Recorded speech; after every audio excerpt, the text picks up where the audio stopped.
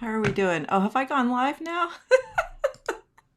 I am. Did that countdown finish? It did finish. Hi, everybody. So I am. My name is Elise Chenier, and I'm a historian at Simon Fraser University, and I'm still trying to figure out this technology. I'm so glad you're here joining us today. I am. How are we doing? Oh, have I gone live? Oh, pardon me. Look at that. I have my sound on other things. There we go. Sorry about that. So, I can't wait till this is over and I can have a helper. I am at Simon Fraser University, which is on the territory of the Tsleil-Waututh, Squamish, and Musqueam people. And I want to tell you about this amazing resource, which I have here in the background for you to see. It's called, the website is native-land.ca. And you can go to this website and see whose traditional territory you are currently living on. So it's a really amazing tool, and I encourage all of you to make use of it. If you're tuning in via YouTube, I have getting increasingly organized every week. I have added a link to this website on our YouTube page. Let's see, there were some other things I wanted to say to you. Oh, yes, I know. I wanted to ask you if you could, in the comments, whether you're on Facebook or YouTube, should be able to see if you comment. So I'd like you to say hello and tell us where you are tuning in from. And some of you will know last week I had a contest and we gave away some mugs. Now, for those of you who won those mugs, I still have them, but I have not yet been shopping to buy packaging to send them to you. But that's on my to-do list this week, so you will get them soon. But I have something new to give away this week. This week, our giveaway is this fantastic book, which has, I think, the most beautiful cover. It wins the prize for most beautiful cover, which is a lesbian couple. Canoeing, so very Canadian, huh? And it's called Awfully Devoted Women, Lesbian Lives in Canada, 1900 to 1965. Fantastic book. And not only is it a great book, but I will get it personally autographed for you. And how can I do that magical thing? Because Cameron Duder is my partner. I live with him. So he agreed. While he will never come on a program like this to be interviewed, he did agree that he would gladly sign a copy for whoever wins this week. So thank you, everybody. Tell us where you're, let's see, we've got Debbie is here. And I know you're here, Debbie, but tell us where you're tuning in from, Debbie. Bet, this is Bet, who's in Gibsons, which is up on the beautiful Sunshine Coast here in Vancouver. Nix Polaris, who was on the show recently, aka Nancy.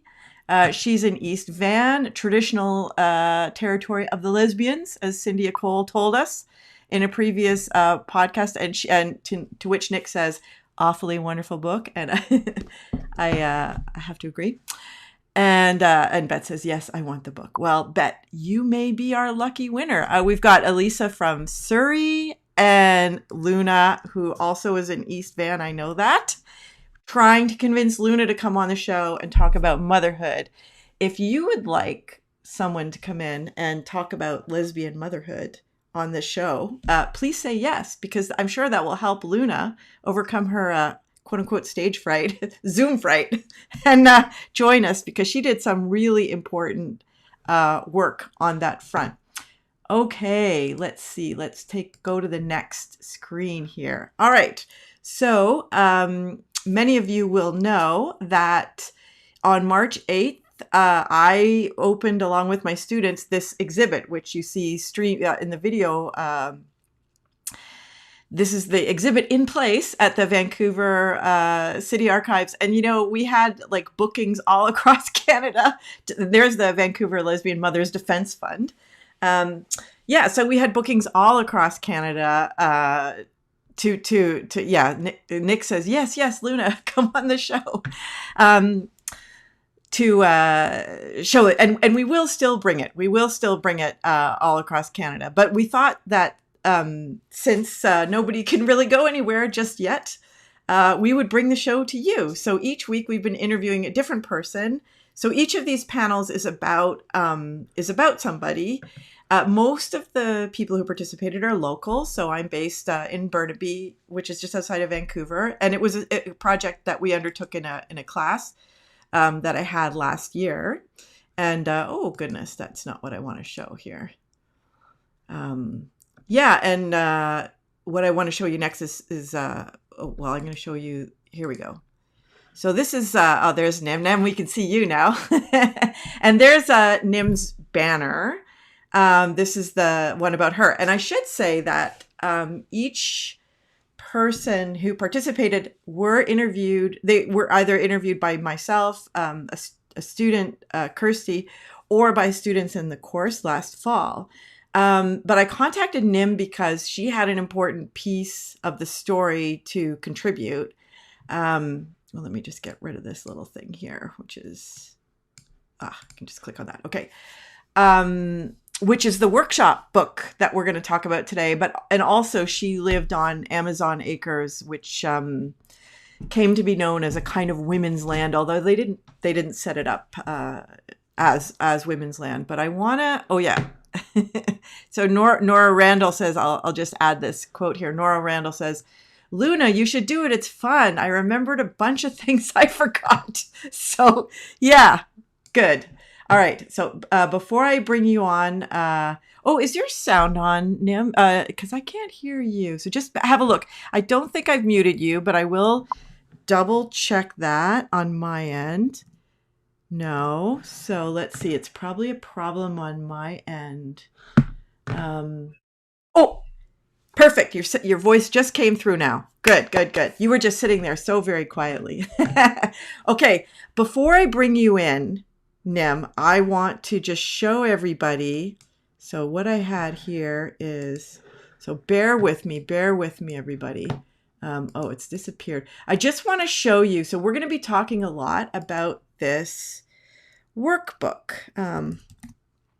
And I did assign homework to everybody yesterday.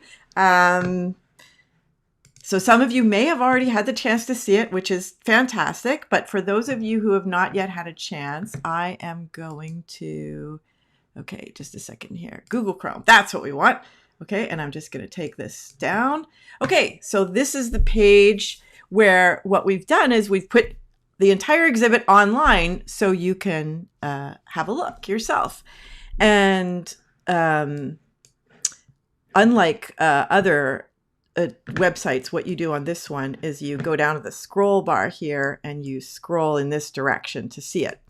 And I just want to point this out. I have no idea who these people are, but this is a VW, obviously, that was dressed up for a lesbian pride parade. I don't know. I can't remember the details now, if it was a gay pride parade or whatever. But anyways, in the West End. And I just love this car.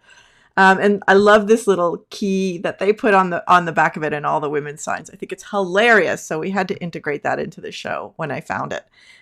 Okay, so if you scroll this way, so we've had Cindy has been on the show, Nancy, Nora's been on the show. Let's see, and here's Nym. And now we're talking to Nym. So Nym, Yvonne, and Yvette all agreed to give me permission to post the entire workbook online. So if you just click on that, it will download for you. And you just scroll down and you can read the entire thing. And let me tell you, it's amazing. I mean, okay, first of all, not only is it a fantastic workshop, so if you ever think you want to organize a workshop, how to do it well, this is like a beautiful, perfect template for that. But it's also such an incredible historical document of that time. And if you can just tolerate me talking for a moment longer.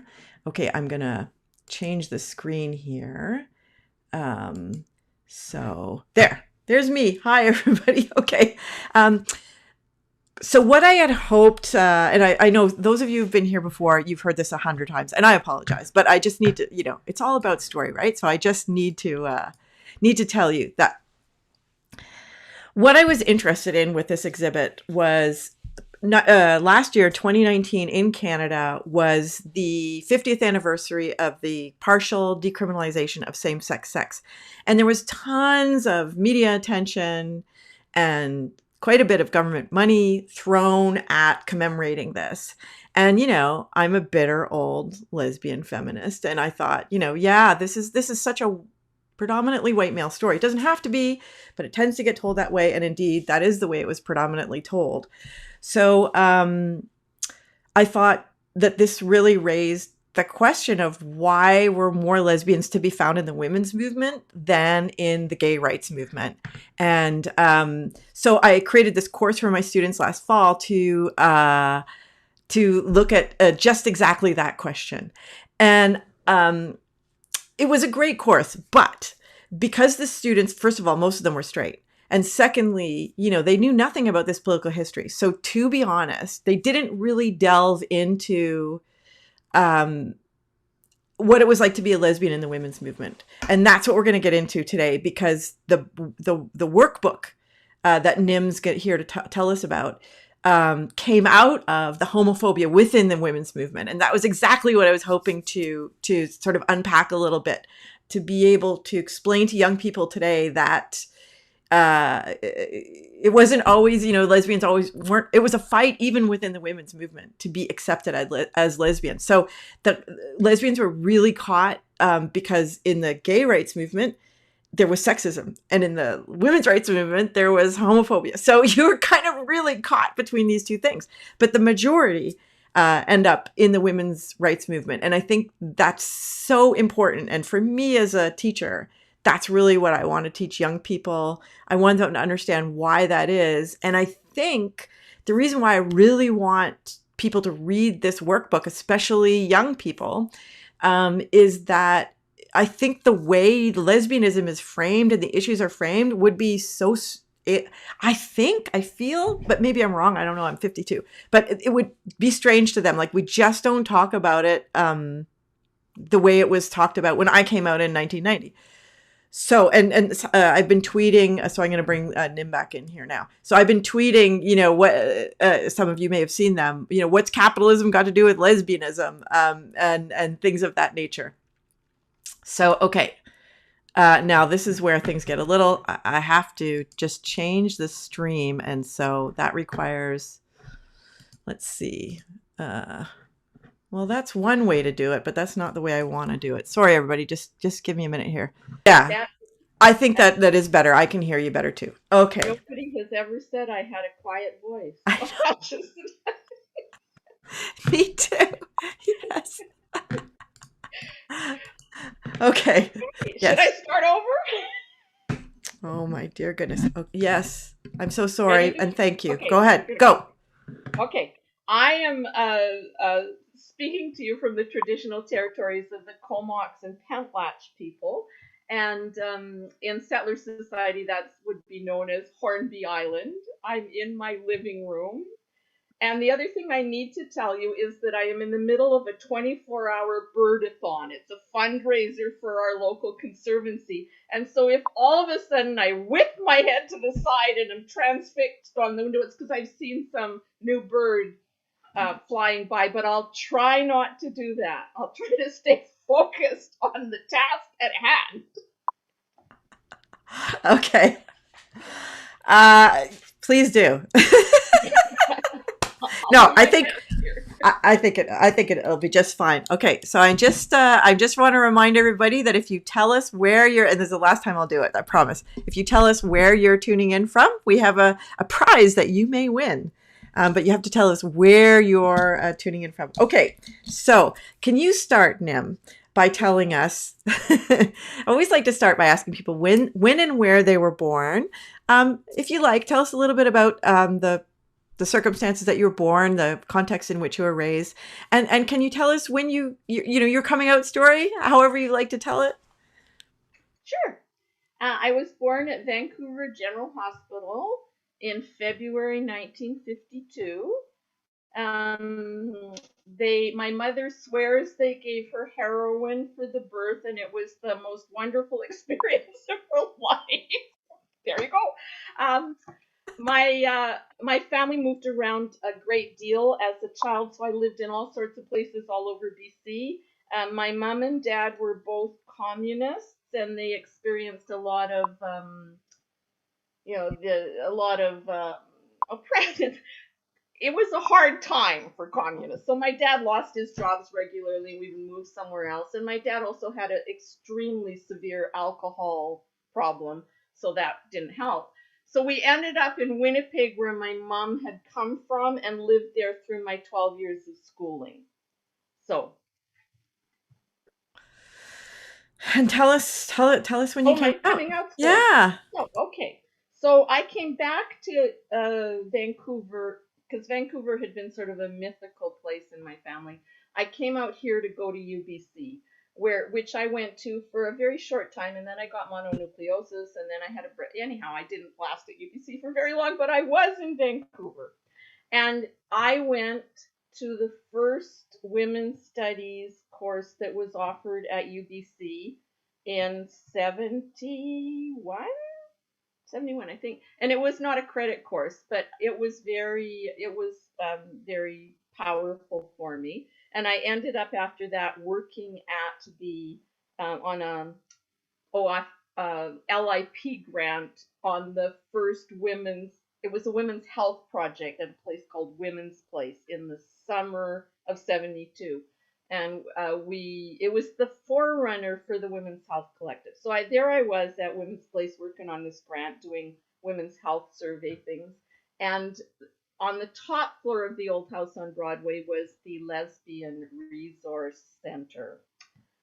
So there were lesbians in the Lesbian Resource Center, and they were the first lesbians they weren't the first lesbians I had met by any means, but they were first lesbians I had met that said they were lesbians. And me and my best buddy Dougal, who was also working on the Women's Health Survey, we would go out to lunch every day, and we would sit across the table in the little greasy spoon cafes. We would gaze into each other's eyes, and we would talk about how we weren't lesbians, because the women who were lesbians, they knew they were lesbians, and we didn't know we were lesbians, and so therefore we weren't lesbians. And we did this every day all summer while we were madly in love. But so then Dougal and I went off to England. No, somewhere in there. We went on a camping trip to China Beach, where I met a woman who had recently moved to Vancouver from New York, where not only had she been part of the a women's building occupation, an occupation of a building to become a women's building, she sat on a log on China Beach, and she talked about the theoretical framework that was coming out of the Gay Liberation Front in New York. I had never heard a theoretical framework about anything to do with gay people, lesbian. Like, this was completely new, and it was totally exciting. And Dougal and I then went off to England in the fall, and we ended up moving into a collect. We were invited in Vancouver to move into a collective house called Rise, but we decided we had to flee the country because the other women who were setting up Rise, they were lesbians, and we weren't lesbians. So we fled the country to England, and we ended up in a collective women's household. And it was like several days after we moved into this house, we realized that all the other women in the house were lesbians. So one thing led to another, and I became involved with my first woman lover, whose name was Chris, who was a woman from London who lived in the house.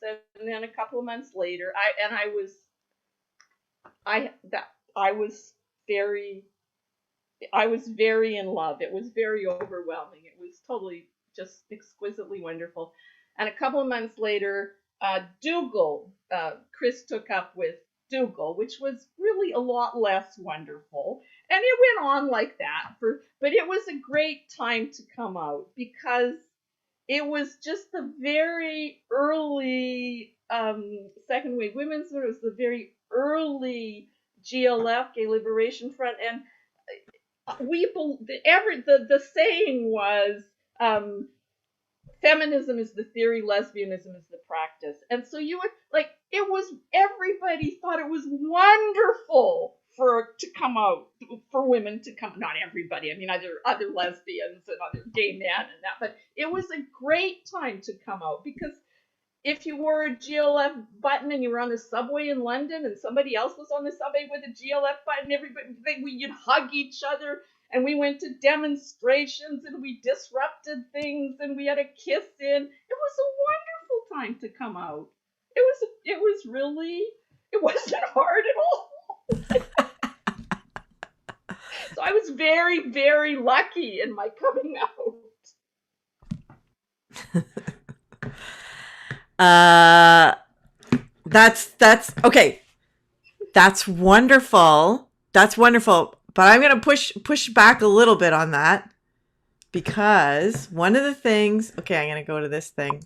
I don't think you can see it now, but one of Yeah. the things I'm posting is from your book, your workshop book, and we'll get to how those workshops got set up in a minute. But that list of myths, did you have a chance to look at that? I emailed you that clip. So it says lesbians are obsessed with sex, lesbians are washroom invaders, lesbians are wildly promiscuous, they lie in wait for any woman who crosses their path, they're child molesters, they're insanely jealous and possessive, and beat each other up with broken beer bottles. Lesbians lead romantic sexual lives and do nothing but make love. Oh, I wish. And lesbians want the pleasures of sexual activity without paying the price. And then in brackets, right. Or right. I think that's like eye rolling right.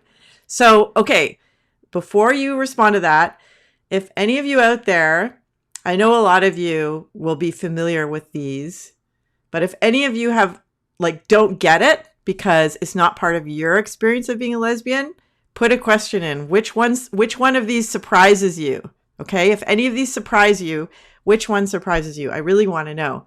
I'm always trying to bridge the generational divide and understand, for me, where my students are at. But that's part of what we're trying to do here, is create a conversations across the generations.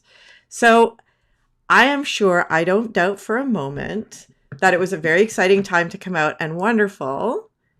But this was also part. Oh, that's just me.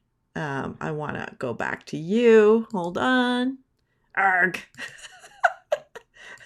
Let's see. Oh, there we go. There you are.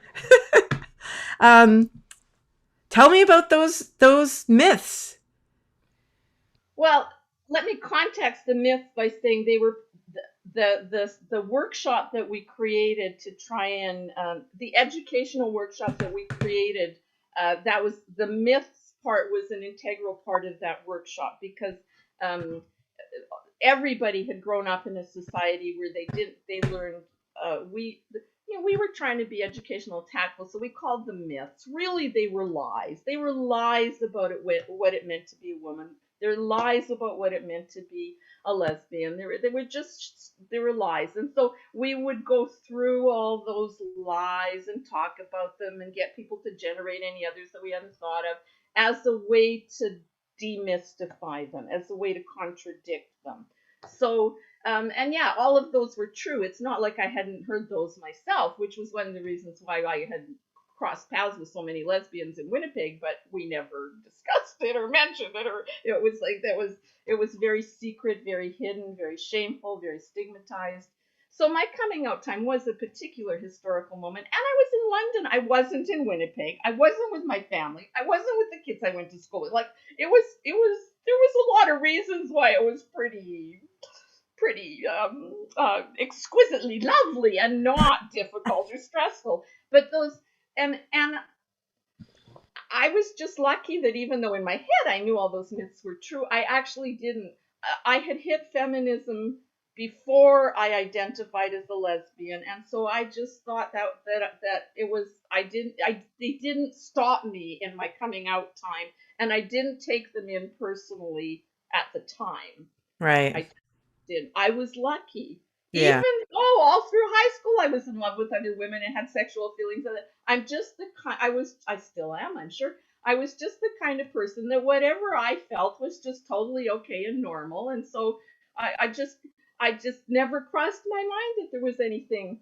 I thought everybody had sexual fantasies about women. I just never, it just never entered into my consciousness that I was in any way unusual, and that's not true for most women of my generation who came out as lesbians. They had, if they had those feelings about women as younger, when they were in high school, etc., it was very difficult.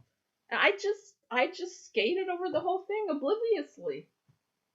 Do you think you said that I mean, this might be a huge leap, and I'm sorry if it is, but you said your parents were communists. Do you think that, presumably then they sort of questioned everything? So do you think being raised in that environment impacted your sexuality, like your way you understood sexuality, or are those two things so separate and far apart that there's Well, I certainly knew stories from my mother. My father's alcoholism was so far advanced that he was really not speaking much in my growing up years.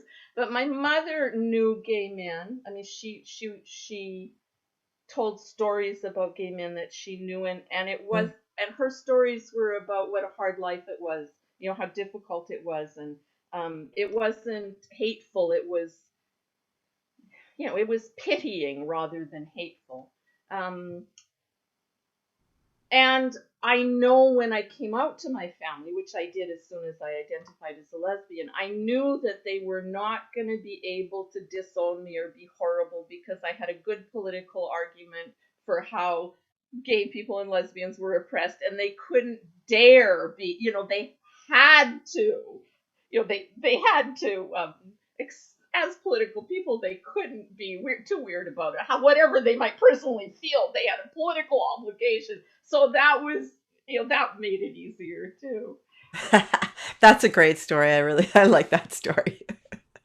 So let's talk about how this amazing book, Stepping Out of Line, came to be. And I do have to say that I took note when I was reading the acknowledgments of how many of the women who have been part of this project were part of that book. So it's a tight community in a way, but I also like to see it as a community that's like long lasting, right?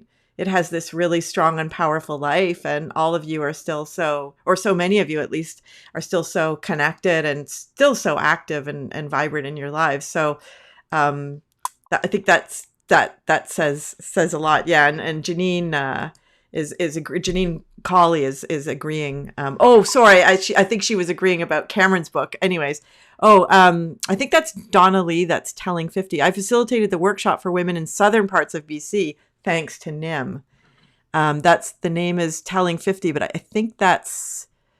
yeah, that's Donna Lee there. Yeah, So yeah. yeah. So tell us how this workbook came to be.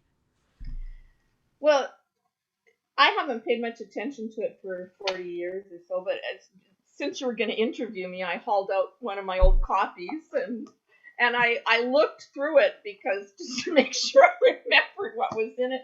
And I'm really echoing what really struck me was how many voices are present in it. Not just the acknowledgments, but the writings in the Organizing for Change section come from a really wide range of women that the three of us were somehow connected to.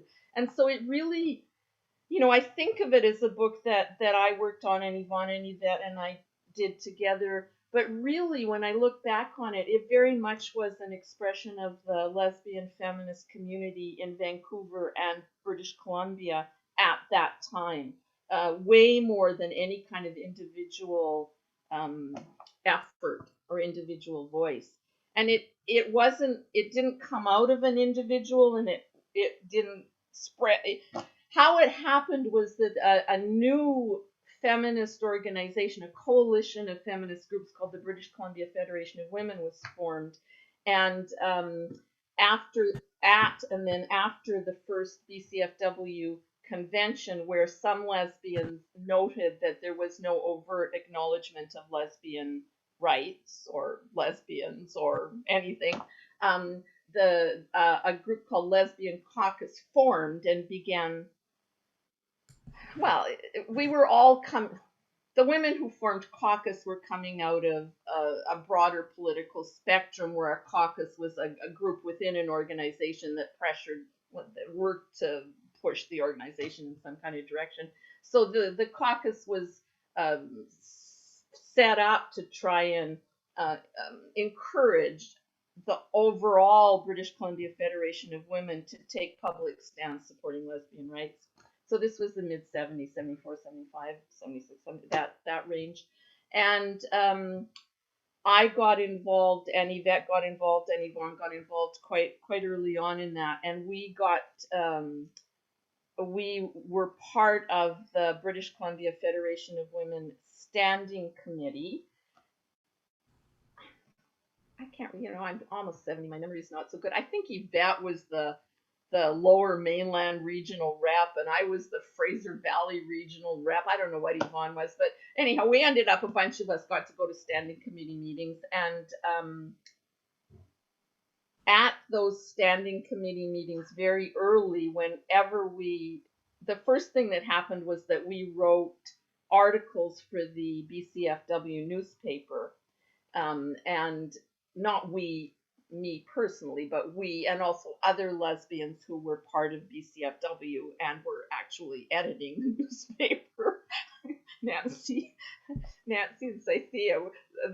So there were articles in the newspaper about lesbians and lesbian rights, and we went to a standing committee meeting, and women who were delegates, who were regional reps from other parts of the province, and were heterosexual women and lived in small and often conservative communities across BC, were very, very, very distraught by these newspapers, because they were supposed to, as BCFW region reps, they're supposed to distribute them amongst their communities, and they were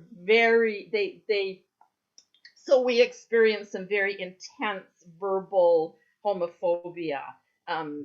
My memory is a woman telling us that we were green slime and we should go back in the gutter from whence the gutter that we came from, and that kind of comment. And none of us had ever really expected that. So the women and women were saying, I just took those newspapers and I threw them in the garbage because they were garbage. So there was homophobia within the overall coalition of feminist groups in British Columbia, and we were very hurt, and we were very angered, because we really did see ourselves as feminists, and we really did see ourselves as connected to and part of the overall movement for the liberation of all women. So we organized as quite intensely to try and push for and pass policy supporting lesbian rights within BCFW. And by this time, caucus was getting smaller and smaller, because this fight wasn't pleasant. It just really was. It was hard. It was a hard fight. So those of us that were left decided that what we needed to do was educate our sisters. We needed to educate the member groups of BCFW, because if they just understood, of course they would support lesbian rights, and of course they would see that the stigmatization of lesbians was a patriarchal and capitalist tactic to ensure appropriate women's behavior, and that the only way, or not the only way, but one really powerful way to fight that limitation on what was appropriate for women to, or what women were able to do in the world, was to fight the stigmatization of inappropriate female behavior that was labeled as lesbian behavior. And so it made total sense to us. We thought that other women would, they would understand that, absolutely. So we started doing educational workshops, and we did get the policy passed at the BCFW convention, and we started doing workshops. First workshops were for BCFW member groups, and then as I guess as word spread, we started getting asked to do workshops for college classes and high schools and social service agencies, and just a range of groups. And it became clear to us that not only did the women's movement need to understand what was not only did the women's movement need to fight for lesbian rights, but that the whole society needed to fight for lesbian rights. So but there was only by this time three or four. There weren't very many of us doing the workshops, so we decided we would create a little 30-page Gestetner booklet telling other women how they could do the workshops so they could go and do them. And so we tried that, and then we gave it to people to read, and they said, "Oh, you should make it a book." And so then we put more things in it, and then it took forever. It took forever, and it took the whole community, and we finally ended up with a book. But it was long and arduous, not because we were conflicted about it, just because making a book that tries to be accurate but all encompassing at the same time. And every time we do a workshop, we'd learn something new that had to go in there, or we'd read something. It just went on forever. So at some point, we just stopped. But even though we knew it was inadequate, we knew it wasn't all encompassing, we just had to stop. So it was published when, 86, 87? I mean, 85. I think 85. Yeah. Time. So I want to, speaking of, systemic oppression, I want to pull out this quote on capitalism, and just talk a little bit about that. So I know you can't see it, so I'll read it to you, Nym. So it says, so this is from the book. Everybody has equal opportunity to become rich, famous, and powerful. Being rich, famous, and powerful is what everybody wants. Those are the most important things in life. Success or failure in life depends on individual hard work, talent, and luck. Women don't want to be rich, famous, or powerful. Women want to be loved, to be wives, and to have children. Sorry, I don't have the page number. On some of them I wrote down the page number, but I didn't. So this is kind of the logic of individualism and capitalism, right? So lesbians are not women because they don't want to be wives and mothers. Lesbians are, quote, weird, sick, unnatural, and scary. Lesbianism is a sexual pastime. Lesbians want to be men tough, unemotional, violent, sexually aggressive. Lesbianism has individual causes, unhappy childhood, etc. And finally, lesbians should not flaunt themselves. So you identify these in these workbook as all products of individualism / capitalism. Can you talk a little bit about that? The connections you guys were making? Oh, that's funny. Your sound's gone again. Hold on a minute. I wonder if it has to do with that's so weird. Let's see. Why? Just a second. Okay. Now you're there, but now I can't hear you. What did I do? Oh, now I can hear you. Okay. Strange. Okay, go ahead. So tell me, all those sort of stereotypes, which probably most of them are still more or less true. They exist in some form or another. So why did your generation connect those with capitalism, for example? Well, I don't know. Well, so let me context that in the workshop. This is the part where we're talking about the explanation for the oppression of lesbians. And we intro it by saying, we talk about how women are taught that theory is not for us, that we're, emotional nurturers, and we're not interested in theory, but that the workshop facilitators, are saying that everybody has some kind of what I would now call worldview, but back then we didn't have the word worldview. All of us have some kind of theoretical explanation that explains the world to us, that explains how the world is the way it is. And then we go through a whole bunch of them. And we start with individual capitalism because we thought it was probably the dominant one. But we also do Christianity, biology, psychiatry, socialism, gay rights. I mean, we go through a whole bunch of sort of Yeah. theoretical perspectives.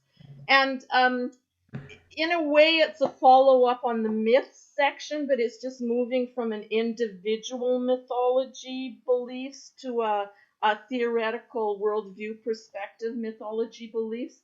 So, yeah, we were just really listing what we thought were the ways that different theoretical perspectives explained the world and saw women and lesbians. So that list that you read was what we thought were mainstream ideas about women, the world, and lesbians.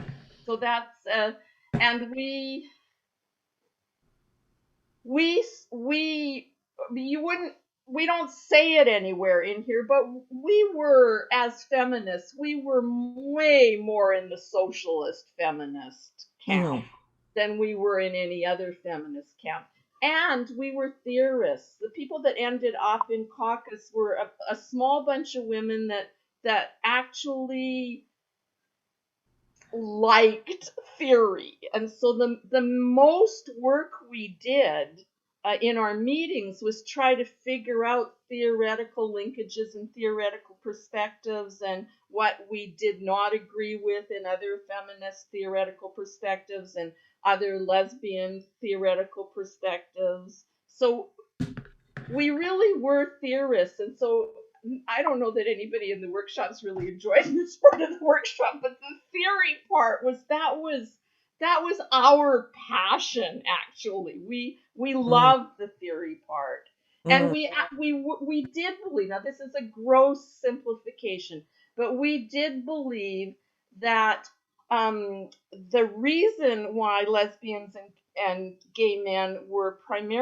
the primary reason why lesbians and gay men were oppressed was because we challenged gender roles, Mm. and that the challenge of gender roles, um, if successful, if gender roles were successfully challenged, it would destabilize patriarchy, and it would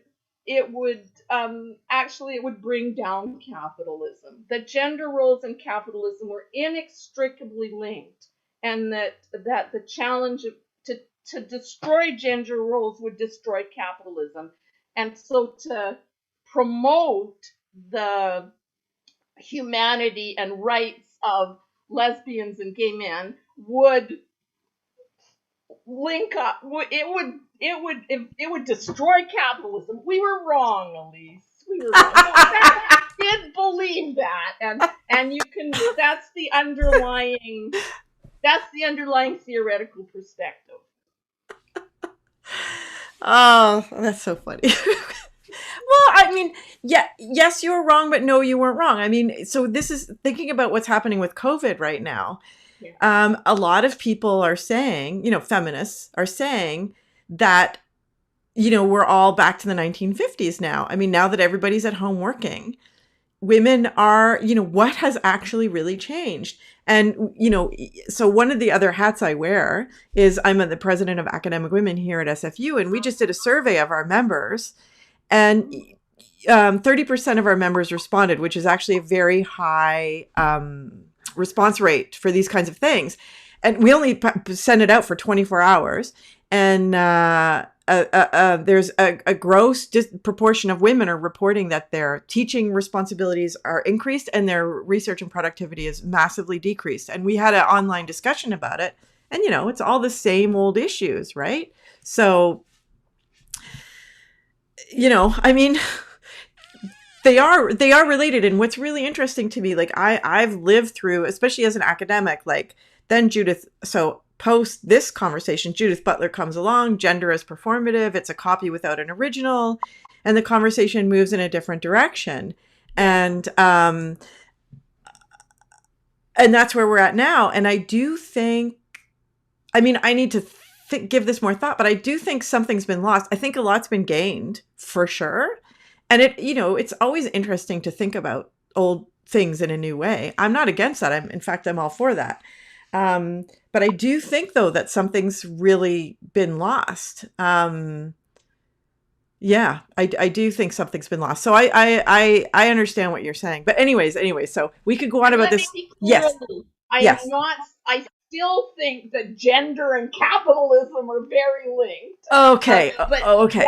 what I'm trying to, what all I'm saying is that we now live in a, a much more accepting society of queer people. Like we can get married. We Oh, it's all, well, it's not all good, but it's a lot better than it was. We made enormous progress in legal and social and etc. rights for queer people in Canada.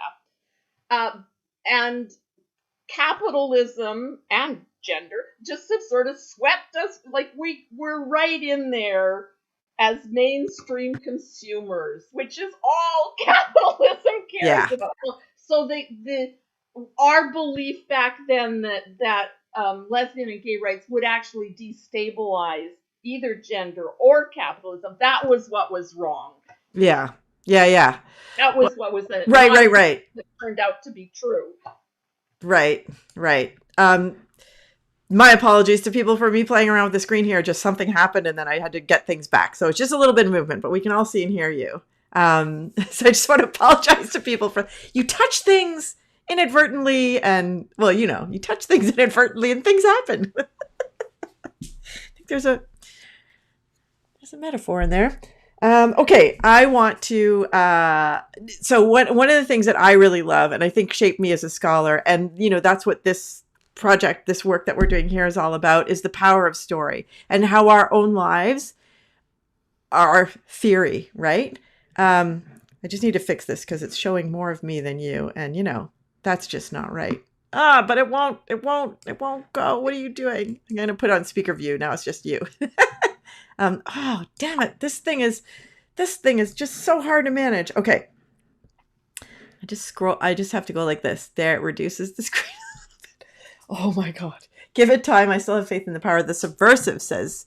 And Judith Quinlan says capitalism has always been a patriarchal phenomenon. Is it possible to not be patriarchal? I think not. Yes, Judith. Judith Quinlan. Yeah, yeah. And Zed says, give it, I don't know if I put this up already. Give it more time. I still have faith in the power of the subversive. Yeah. Yes to that one too. Okay. So one of the things I really love, I mean, you talked a little bit about this at the beginning, but one of the things that I really loved, and I'm just going to put up one final clip. So let me take that down and then just go like this. So it appears right at the beginning of the section where you start telling stories, and it's Wendy, a quote from Wendy. What is a lesbian? Oh, I know why I picked this one. So one of the things that I've asked a lot of the women who participated in this project is, do you see your lesbianism as connected to your feminism? And everyone has said, no, not really, which shocks me because when I came out, this is exactly the idea of lesbianism I discovered. Like when I came out, it was purely for sexual reasons, but I was also feminist in my thinking, although I hadn't yet discovered feminism. And then when I discovered this idea, so I'll tell you, Wendy says, what is a lesbian? A woman who is thoroughly independent. Even if you have a lover, you don't have to cling. You work together. You're strong emotionally and physically. If you can't do something, you're not afraid to ask your friends. You're aware of yourself and you're not going to put on a mask. And so for me, that was so sexy. Like that was like this kind of empowerment that was associated with not just my sexual desire, because my own sexual desire could be complicated by my Christian upbringing, what's right and wrong, just social mores and so on. But this like totally gave me permission to live in my body, own my body, kind of to use the more gay liberation language, like fuck who I want when I want kind of thing. And that was empowering, you could liberate yourself in that way. And for women, it had a particular it had a particular meaning because we really, men felt that they had free access to our bodies. So, oh, and Nick says my lesbianism and feminism were and are inseparable. But did I ask you? No, I didn't interview you. That's why, Nick. So I'm glad you say that. But it's a tough one because I mean, partly I think so. This is a little bit of, and I know I'm going on a little side ramble here, but I think this is a little bit of the problem of memory. Like if I had that quote in hand when I asked that question, I bet people would have answered the question differently. Like I think we're so, if I can say this, we're so old now that all those values, like they're just so internalized as part of who we are. So I suspect this is my theory, but I suspect like folks have kind of maybe forgotten that. I don't know. I don't want to speak for them. But anyways, I was just surprised because to me, that quote by Wendy really captured my own excitement, which, as I say, like, yes, it was about political and yes, it was about my social position in the world as a woman, but it was incredibly hot and sexy to have this idea that we are strong and we can build things and we don't need men and we can be independent and relate to each other equally and all that kind of stuff. Yeah, to me, that was like super hot and quite arousing. You know what I'm talking about? Nym, do you know anything about that? Well, I mean, even at the time, yes, we believed that at the time. We did believe. We believed that we could build anything. We could have wonderful, hot sexual relationships. Some of us believed we could have it with many people at the same time. We believed we could, we believed we could have wonderful lives. We could change the world, and we did believe that. And what was also true is that I now would call them aspirational statements. Right? Okay. That there was in the lesbian feminist community, in caucus, in our lives, there was a lot of pain. We Yeah. were not healing from our childhood sexual abuse yet. We were drinking, we were Yeah. drugging, we were it might be aspirational that we could have sex with lots of women and it would all be fine and wonderful, but we were actually really badly hurting each other by not doing that in any kind of ethical or clear or um it was not there was quite a gap, at least amongst my circles, between what we believed should be possible and what the the hard places in our lives were. And that's reflected in this book. Like this book, while we talk about internalized depression and fighting internalized depression, and we talk about alcoholism, and we we do talk about a lot of things, we're still more towards that. Um, we can overcome anything. We can change the world. And so I look back and there's a certain amount of sadness Oh. because we did believe that so very, very strongly. And in lots and lots and lots of ways, it's absolutely, it's not like I want to say women can't be strong, lesbians aren't strong, but it's more complicated. Maybe because I'm almost 70. And, there's a whole lot of things I cannot do with my body and my emotions and we were young. We were really young and we were strong and we were energetic and we could work all day and party all night and have sex. We could do those things and then have intense theoretical discussions. And that was the time of our lives and the time of the world, and Yeah. it was a pretty great time, but there was a lot of pain too. Nym, you're just full of contradictions. I like context on these. And you also smoked. One of the things that really, Wow! Look at those pictures. but also, right at the beginning, when you talk about setting up the workshop, the very first thing is set up rules about when smoking breaks will happen and for how long. I'm like, yeah, Right. this really dates it. There's many things that dated. It's good work, but it was a long time ago. No, it's wonderful. I love it. I mean, Yeah, it's just great, right? I was in workshops like that. So one of the things I've been asking people, well, actually, before I do that, I'm just going to show one other thing here. So let's see if I can find. That's my phone. Just That's okay. Don't worry about it. So I'm sharing on my screen this quote. This is page 65. I did write the page number down for this. It's about what feminism envisions. And this is my segue to my last question to you. My last question to each guest has been, what did feminism, being a lesbian and being a feminist, teach you? What skill or quality or characteristic did you gain in that period that's helping you survive this really challenging moment in our history? And I want to ask you, Nym, to answer that very personally. But I wanted to first show this quote because I think it's a reminder of what I think feminism has to offer us. And when we look at this, I think there's still a lot to be learned from the ideology, the ideals that it laid out. It says feminism envisions a society in which respect for the uniqueness of each individual and concern for each person's well-being is foremost. And I mean, I can't think of anything that is more appropriate for this moment.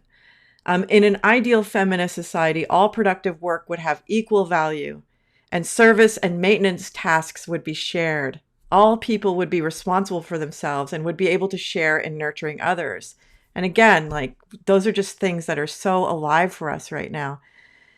And then it talks about styles of leadership, which is so interesting. And I guess one of the things I wanted to mention too is that, you know, you guys lived by, you and your team, I don't know what the word, you and your collective, you live by these values. So you make it very clear in your workbook that none of you earned any kind of profit, that you charged enough to cover your expenses. People billeted you. There was probably a lot of community effort to bring you in and do these workshops. And I think if I understood correctly, anything you earned over and above your costs, you would donate to local community organizations. So I think that really speaks. You know, it's interesting because everything now seems to be about monetization. You know, and it's very interesting to be doing this live stream and sort of trying to research about how to like do social media and stuff, because it's all about like selling products and monetizing and stuff. And it's just kind of interesting, the context and how normative I think that's come. But I would really like to see that kind of not-for-profit work become normative again. So anyways, just shifting gears from that, what for you, what would you say personally is helping you through this time?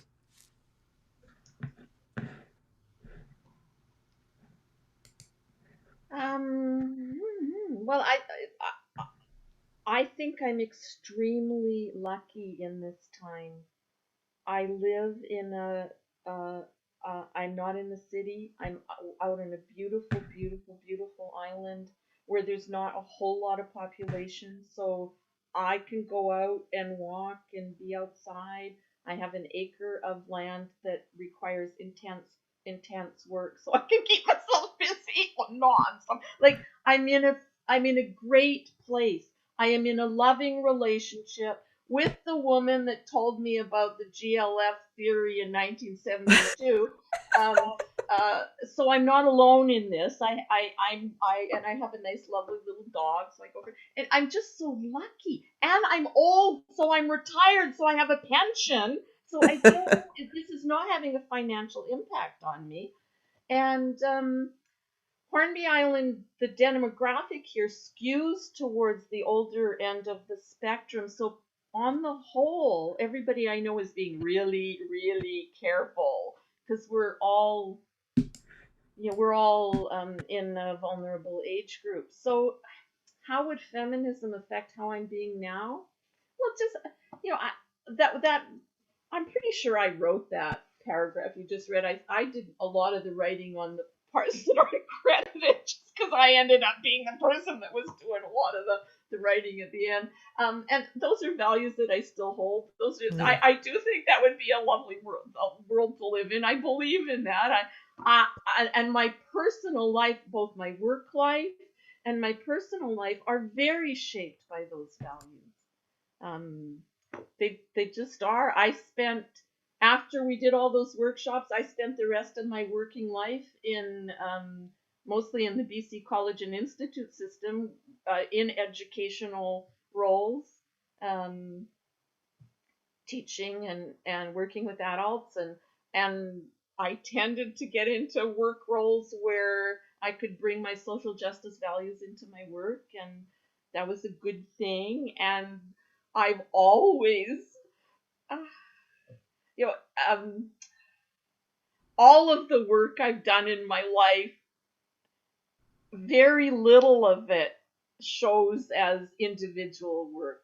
I do most of my work, or I, yeah, that's just who I turned out. How feminism and those values shaped me was to be with, work with other people and not take individual credit and etc. Like take collective credit for projects that would be done. The other thing that really the workbook and that work and that what really helped me is, after when I started working, I was really busy and I didn't pay much attention to feminism or anything else for quite a long time. And then I ended up going to graduate school late. Like I was in my 50s when I went to graduate school. And what got me through graduate school, got me through my master's and my doctorate, was feminist theory. And it was feminist research methodology that came directly out of the theoretical perspective. Now, of course, I read what was been written, but that was a huge gift to me that I didn't go into graduate school without a theoretical perspective. I knew what theory was. I could read theory. I had a framework for assessing what I could read and what I did read and what was new. And that was an enormous gift. I don't know how I would have gotten through that without that theoretical standing place. So yeah, hugely influential in my life. Not so much in the pandemic. It's pretty much gardening and dog walking. That's really, I mean, I'm so happy for you. I know how beautiful this coast is, and yeah, I'm really happy for you. And thank you so much for coming to join us here today. It's been such a pleasure. I really yeah, this is such an important history. I say this every week, but honestly, like I just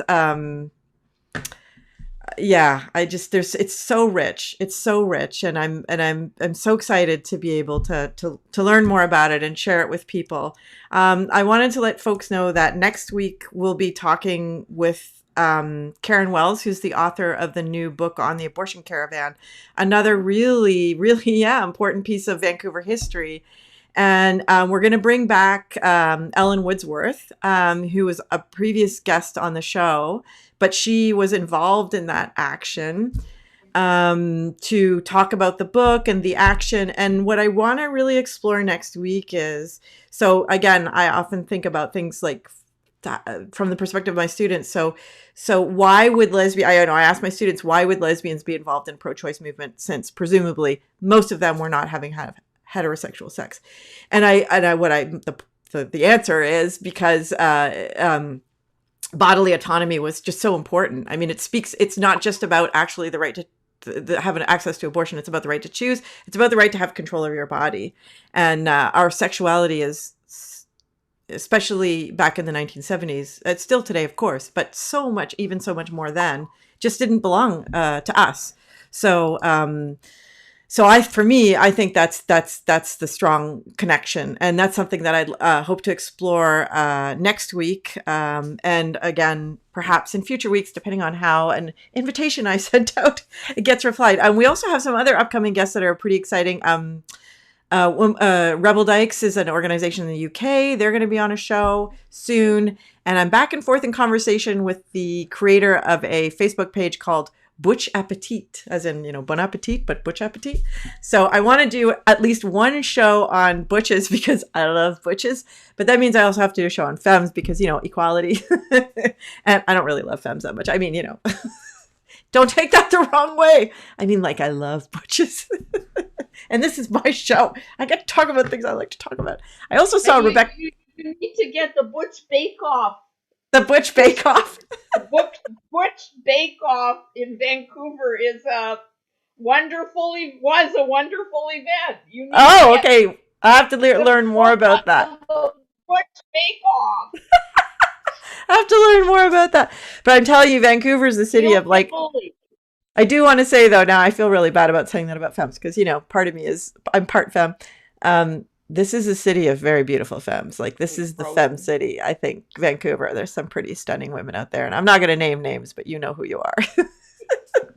And I love it. I'm just thinking one of the ways I want to frame the conversation is there was a piece that came out, I think in the New York Times a little while ago, and about butches. And I never read the piece because, who's got time? But there was a comment that somebody made about the erasure of femmes, and it was a femme saying, don't we make you like, don't we make you butches?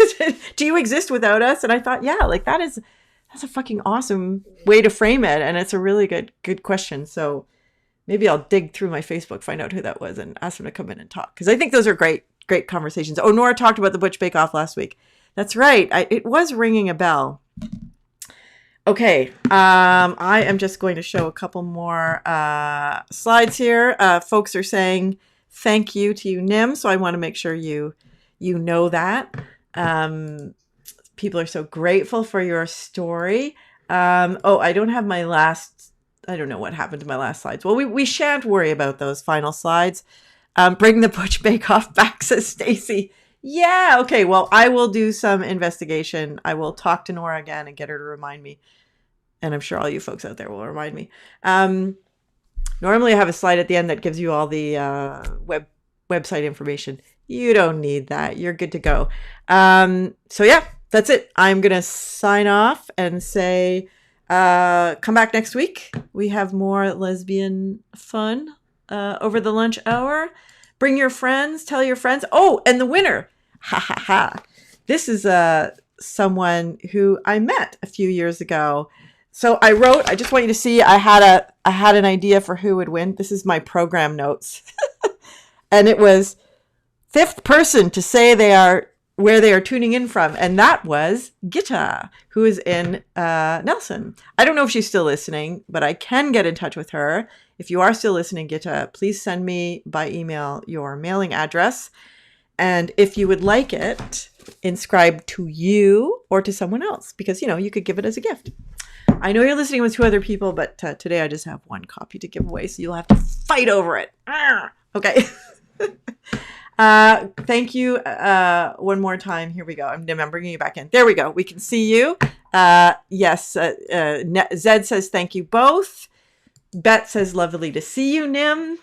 Great to see everybody. I love our gatherings. I think one week we should do it as a group gathering so I can see all of you, because there's a lot of you who are becoming regulars. So go get the birds, Nym. Go get the birds. Hey, thank you.